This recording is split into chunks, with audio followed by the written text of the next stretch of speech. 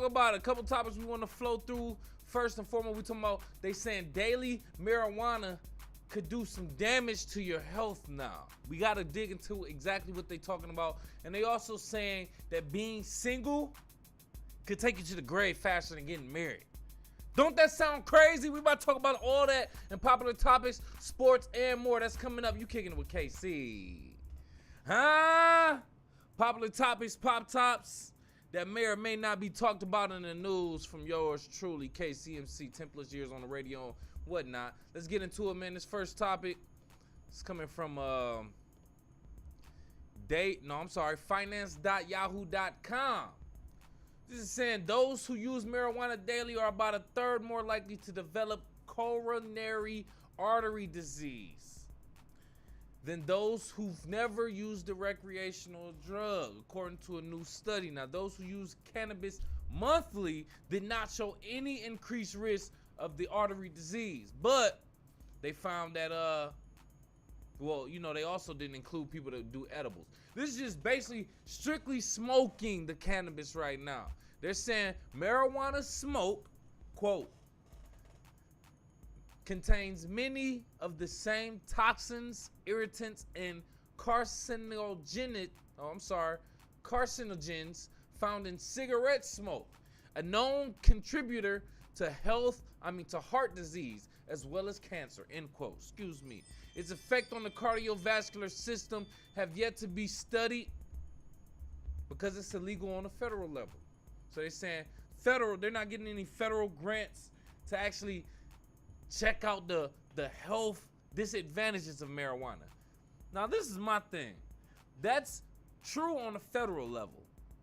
But on the state level, which is where it's being approved for nearly half of the country, nearly half of the states has approved for recreational marijuana or medical marijuana. If they're studying for the benefits, why are they not studying for the disadvantages? Now, this is what I will say.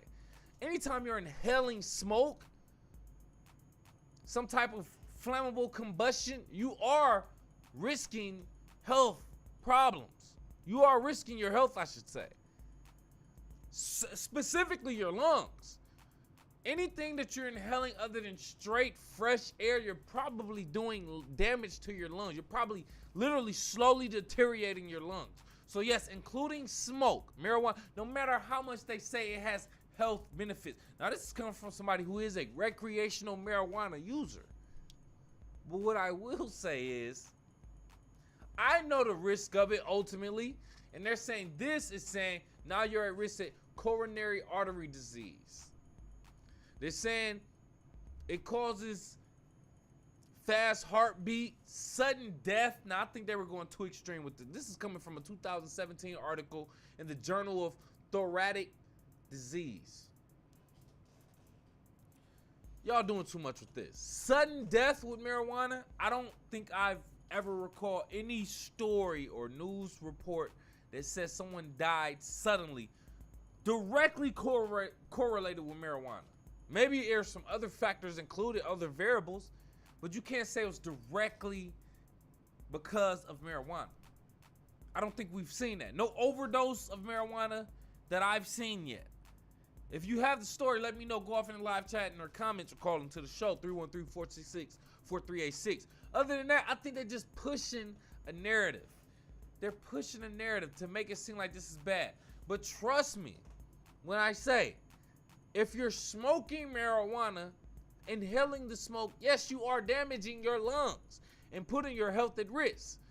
This should be obvious. This is why they didn't include people who are doing edibles, because that's not smoking. That's literally taking in THC. And what are the health benefits of THC? I don't know. That's for you to look up. But do you think marijuana is really doing damage? Really? I know a lot of people that smoke marijuana and they old as hell. Maybe that's because that's what their body is used to. That's like somebody drinking and smoking cigarettes daily. Maybe that's what their body is used to. But do you think smoking marijuana daily is more detrimental than it is helpful with all the benefits they promote? Go off in the live chat in the comments. Call into the show, 313-466-4386. We got another topic we're going to get into real quick. I want to talk about... My bad, let me get that together right quick. They're saying married men, specifically men, live longer than single men. What you think about that? This story coming from dailymail.com.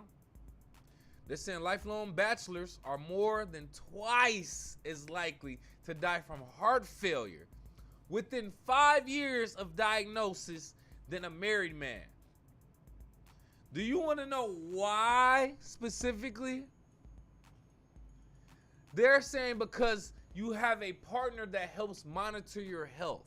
Your wife, your significant other is more likely to help make sure you take your pills, make sure you go to the doctor, make sure you stay in physical shape, make sure you're eating right. Compared to being a bachelor.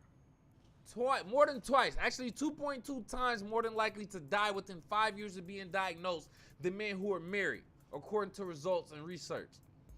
And this is with men, because for women, there's no link between marital status and their risk of death from heart failure.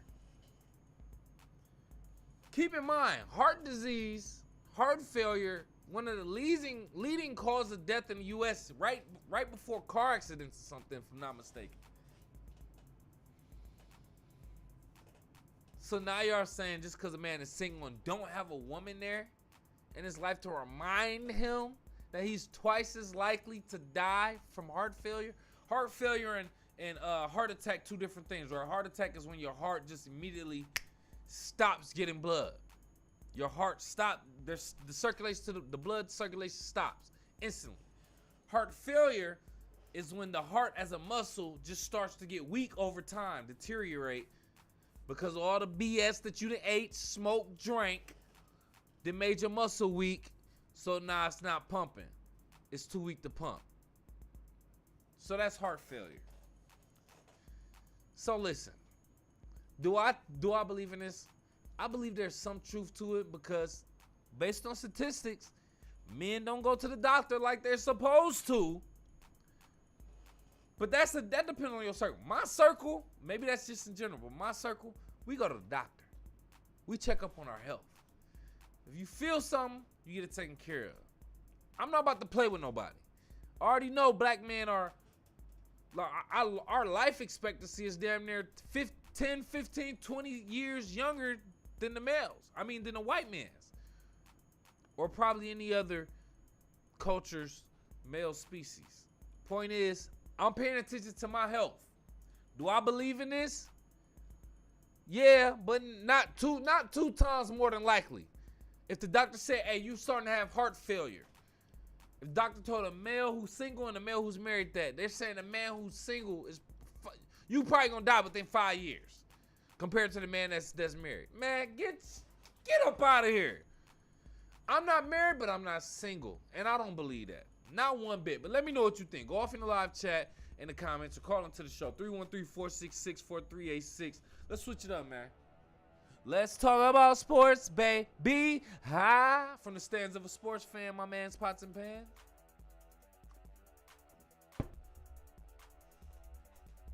Good Bruce. Good brewski. That's where we at with it. All right, let's run through it real quick. Boxing, MMA. Roy Jones Jr. He's supposed to be fighting former UFC lightweight champion Anthony Pettis. They're gonna be competing in Anthony Pettis' hometown, Milwaukee, on April 1st. I believe this is still scheduled to go. A lot of fights been canceled in between them, but anyway, Floyd Money Mayweather. They're saying that's still up in the air with his exhibition fight with Aaron Chalmers, aka the Joker, February 25th, which is supposed to be tomorrow, Saturday. I don't know if that's actually happening, but it's supposed to be happening on Zeus. He has a deal with Zeus, the app that you can download on your television. Most smart TVs have the Zeus app, which is owned, or at least the CEO is from Detroit. Lemuel Plummer. Just got to give him his props real quick. Just had to speak on that. And Gervonta Tank Davis still got that fight against Ryan Garcia. I think they're supposed to be meeting up head to head real soon for the first time, man. So everybody anticipating that fight in April. We ready to get it with that. I think that's pretty much it in regards to boxing. Let's keep it moving. Let's get it into college basketball real quick. NCAA basketball, according to the AP, the Associated Press basketball, men's basketball poll, whatever you want to call it. The rankings, top 5. Men's basketball go. Purdue number 5. UCLA number 4. Kansas number 3. Alabama number 2. Number 1 is Houston. In the men's basketball, now we creeping up on the NCAA March Madness tournament too. So these rankings are starting to become a little important. But we know there's upsets all the time in college basketball. So keep that in mind. But generally speaking, one of these top 5 teams usually at least makes it to the final 4. So we'll see how that goes, man. I'm a little bit upset because Michigan State aren't in those top 5 rankings. The rankings don't really care. I don't really care about the rankings. That's fine. But I don't think they've been playing consistent enough basketball. I'm talking about Michigan Wolverines and Michigan State Spartans. I don't think they've been playing consistent enough basketball for me to feel confident in their ability to even make it to the Final Four. Sweet 16, maybe. The Elite 8, I can see Michigan. MSU, I don't know though. But the Final Four is going to be a toss-up. But we'll see how that goes. I just had to kind of get that off my chest.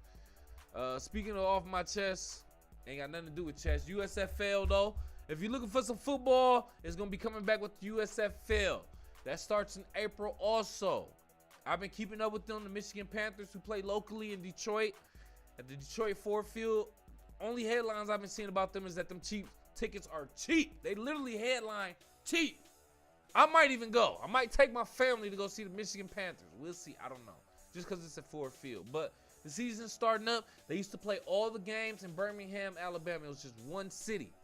All the teams from different cities had to go there. But now they have different cities, different markets that they will be playing in, Detroit being one. So I like that move. That's growth. So shout out to the USFL. I will be supporting and watching that in some type of way. And then let's get into basketball. NBA. Let me get this off real quick. I had to talk about this last. So I'm a week behind, but I got to talk about it. All-Star Weekend. That was the 17th through the 19th in Salt Lake City, Utah. As soon as I say that city, you like, more than likely, you probably saying, where? Ain't nobody thinking to go to Utah, let alone Salt Lake City, Utah, for any type of vacation. Any type of vacation. But anyway, point is, they got the All-Star Weekend this year. And a white dude from the G League actually won the dunk contest. I think his name was Matthew McClung or something like that. Came from the G League. The 76ers signed him to a quick little contract to get him for the availability to even participate in the dunk contest. Now, he did his thing. I ain't taking nothing away from him. He did some impressive dunks. But I had to look and say, when was the last time a white dude won the dunk contest in the NBA? I don't know. I'm going to have to look this up. Because I really don't know. And I planned on looking this up before I got here. Maybe I'll do it real quick. But I was like, yo, that's crazy. That's what a lot of people got to talk about. Not necessarily his race, but they're saying the fact that he came from the G League. And a lot of these star NBA players don't want to participate in the dunk contest. They're saying LeBron James started that whole movement. Do I agree with it? Partially, yes. Because he was labeled as the king, the spokesperson, the image, the poster child for the NBA. Anytime he spoke, literally had words, they were highlighted. They were put on the platform and spread out amongst all blogs. So if he said he's not playing in the slam dunk contest, which everybody wanted him to throughout his career, a lot of people under him is wondering like, okay, if he ain't doing it, I ain't doing it. I'm too cool to do it too. Or for whatever logic LeBron gave. Maybe he just wants to protect his brand, wants to stay healthy and don't want to risk anything like that by jumping and doing all of that. Either way it goes, he influenced possibly the generations underneath him. John Morant, Anthony Edwards, people underneath them stars, they don't want to participate in the dunk contest. They don't want nothing to do with it. 3-point contest is way easier, according to them. But anyway,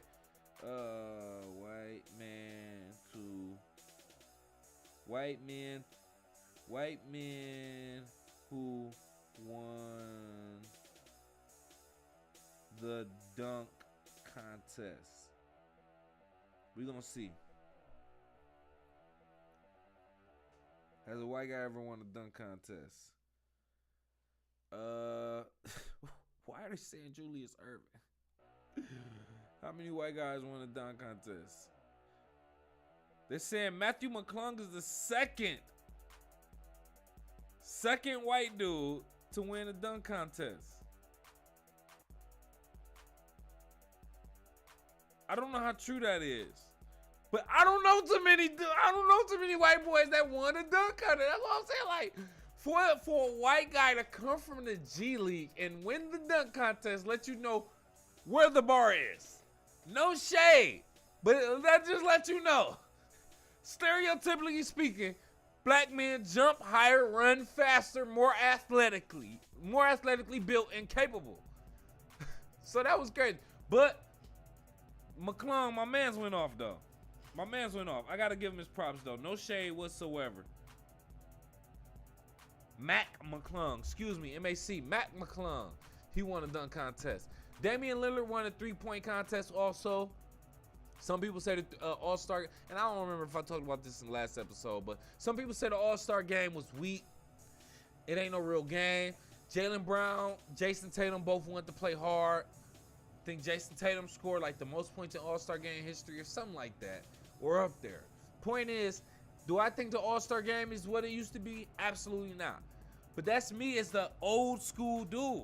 Like, when I was in my teenage years, when I was really understanding basketball, I was watching the actual pros, the all-stars, the key players in the NBA really play hard. Wear their own jerseys from their own team and play out there on the court. It's way different now. So I'm not going to say it's weak. That's for the younger generation to answer.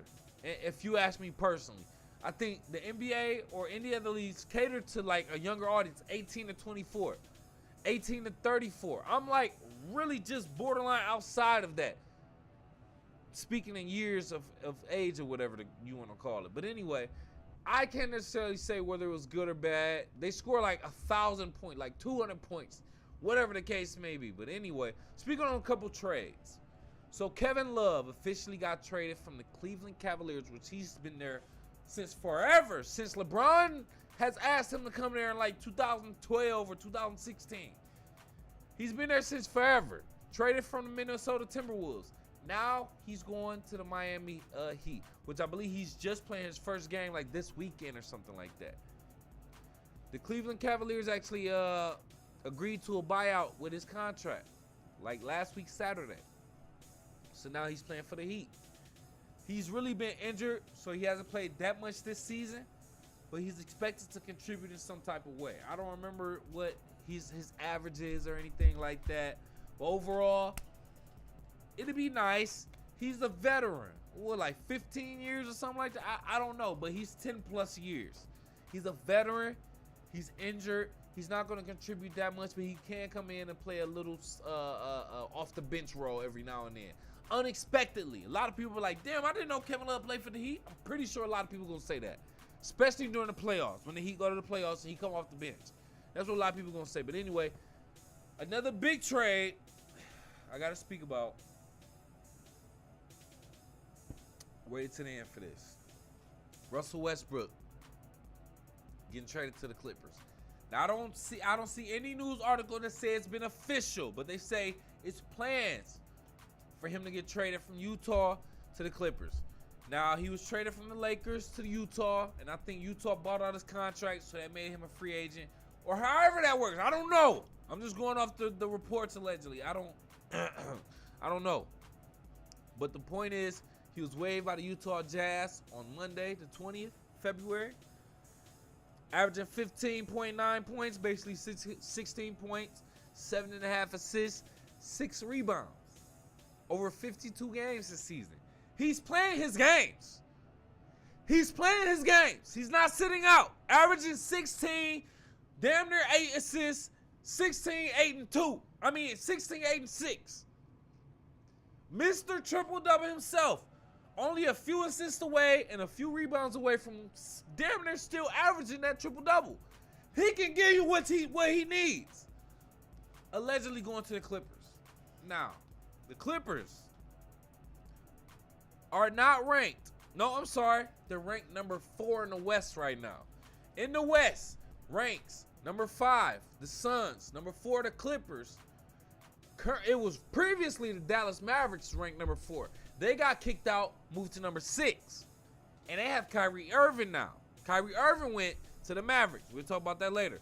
Kings are number 3. Sacramento Kings. Number 2 is the Grizzlies. Number 1 is the Nuggets. Still wondering why the Memphis Grizzlies from Tennessee are in the West. Whole different subject. Anyway, with that being said, Westbrook going to the Clippers, putting them within the top 5 seed of the West, gives him a legit chance to win a championship. I want Russ to go to a team that gives him a chance to win a championship before he retires. Give him a ring, let him retire. He's the triple-double king, and he gets a ring. He's one of my favorite players of all time. Once he gets that ring, he's solidified. He's solidified. If you don't get that ring, boy, you just another Charles Barkley. Them stats wash away. That ring is forever. That's just what I want to say. And I love you. Let me get off his tip. I ain't on that.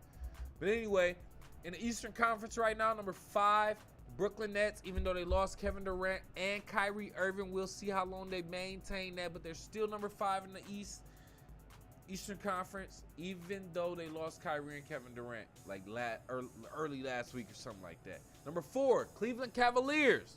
Young boys showing up in the Midwest. Number 3, Philly 76ers. Number 2, the Milwaukee Bucks. And number 1, even though they ain't got their coach Ime Udoka, the Boston Celtics. Beantown in this BI. Now, they just officially signed the fill-in coach for Ime Udoka. They signed him for at least another year. I forgot how long, but they signed him officially as head coach. Which drives my argument. Do head coaches in professional sports really make a difference? This is what I will say. Their main role is to maybe call plays, call the play, not even execute, but call the plays and make the substitutions. Other than that, they not out there playing. You ain't out there scoring. You ain't out there hitting the game-winning shot. So it depends on what type of players you got on your squad and then the substitutions that you make. Other than that, the coach really don't do nothing. I could coach for the Boston Celtics and make and have a name that looks good because they're in the Eastern Conference looking number 1. I don't think it makes that big of a deal. The dudes who want to play, who are capable of playing, who are your stars, Jaylen Brown, Jason Tatum, let them play. Let them play as long as they want. They're going to put up 25 each easily. They just scored 30 each. They're going to do that. Then let the rest of your players play. Al Horford, the rest of them, let them just play. Y'all going to do y'all thing. I feel like coaching in professional sports really don't make that much of a difference. That's my argument. Go off in the live chat in the comments. Let me know what you think or call into the show. I'm ready for the smoke. 313-466-4386. Call in with that smoke, man. I think that's all I had to talk about in regards to sports. Yep, that's pretty much it. All right, so let's go ahead and wrap up the show, man. I want to get up out of here. I appreciate y'all. But I got to get some off my chest. Thinking out loud real quick. Check this out. So I'm going to be transparent. Not too long ago, I ran out of gas driving from Detroit to Lansing. Ran out of gas on the highway. It's dark outside. So I'm like, damn. I didn't want to call my girl because she had to crib my son. But I'm like, all right, I got to call my girl. But this was after I attempted to walk to the nearest exit and go to the gas station and buy a tank and everything. But on my way to walking on the freeway while it's dark, somebody in a pickup truck decides to pull over. White man gets out as I'm walking closer, immediately gets out, opens up his back door. And as I'm walking closer, I'm looking like, what the hell? He says, get in, man. We're helping you. We're going to help you, drive you wherever you need to go. I'm like, yo, I'm good. He like, nope, get in, man. Wherever you need to go, we'll just take you there. It's perfectly fine. We're business owners. We're good. I'm like, no, man, I'm good, man. I just called my girl. She meet me at the gas station. He like, man, you sure? I'm like, yeah, I'm good. Listen, this is a fear of a black man. He got on an American flag hat, driving a pickup truck. I'm looking, it's another white man in there. He ain't saying nothing. He just sitting there. I'm like, yo, I just can't trust this, bro. I ain't got the gun on me and nothing. I'm like, I can't trust it. If I had a gun on me, which I'm licensed to carry, if I had the pistol on me, maybe I would have got in, because I know I'm protected. But then I'm like, nope, I'm good. Keep walking, they drive off. Once I realize that exit is too far and I call my girl, I'm walking back to the car. Tell me why the police are right there. Police pull up, they right there. The sheriff, I'm like, oh shit. I walk up like these, being extra dramatic, I ain't gonna lie. I walk up like these. He like, no, you good. I'm like, nope. I got my phone in my hand, that's it. I'm like, nope, this like this. He like, no, I just got a call, said that you were on the freeway. Just wanna, you know what I'm saying, do you need any help? I'm like, man, I ran out of gas. My girl about to meet me in a minute. So he pat me down. First, he about to drive me to a gas station or something like that. But then we turn around, drive back to my car. Long story short, I didn't even feel safe with the white officer. I'm just being thousand. Now, it has nothing to do necessarily with race. It has a lot to do with experience. Now, it's not to say I don't trust white people. But it's just, maybe those specific people that came, I wasn't messing with. Trust me, I was praying another person showed up. Specifically a white person that didn't have on an American hat, flag hat, and a pickup truck. Who damn near basically paints the picture of a redneck. I was like, I'm good. But if another man pulled up in a sedan by himself, just looking like he was just listening to some 2 Chainz or something, I would be like, yes, please help me, bro. Let's do this. But that's just me thinking out loud, man. Let me know what you think. Call in, go off in the live chat, in the comments. I could be tripping, bro. Should I have took the first ride? Let me know what you think, dog. It is what it is, man. I just had to get that off my chest, man. Let's get up out of here, man. Before I do that, I need you to do me a favor. Follow me on all social media, please. Kick It with KCMC on Facebook, Twitter, Instagram, Snapchat, TikTok at KIWKCMC. That's Kick It with KCMC, just the abbreviations on all social platforms. And please show love to my sponsors, Team Elite. Thank you, Team Elite, for being there for me, man. They on all platforms, social platforms also, Facebook, Twitter, Instagram, TikTok, and Twitter at TEAMELITE313. That's Team Elite 313. And check out their premium urban-based athleisure wear. That's athletic leisure wear, casual wear, t-shirts, sweatshirts, sweatpants, hoodies, tech fleece jogger sets, varsity sets, and more. It's all on their website, teamelite313.com. Ask your mom, baby. Appreciate you for watching. If you got this far, hit the like button. Hit the subscribe button. If you got a couple dollars, donate to the show so we can grow. I appreciate that, baby. We doing things, man. Thank you for kicking with KC. Tell a friend to tell a friend. We up out of here.